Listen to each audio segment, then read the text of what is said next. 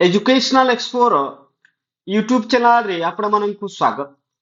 आजिकार video रे हम कथा हेबा जो अपकमिंग ओटीटी विषय रे ता सहित जो जूनियर टीचर रो 15,000 जो वैकेंसी आसीबार अछि पर ईयर तार आमे एडवर्टाइजमेंट विषय रे मध्य कथा हेबा।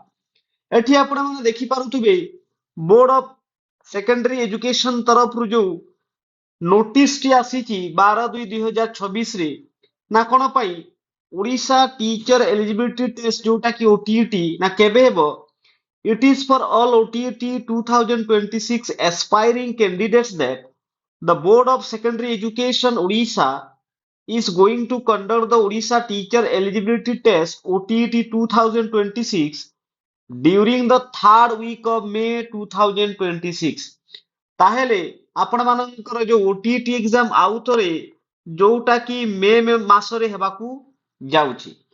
आउ एठी कोन लेखा है जदि हम देखिबा the detailed notification regarding online application procedure, eligibility criteria, the date of examination, syllabus and structure etc. will be shared shortly, enabling smooth appearing of the aspirants for the said examination।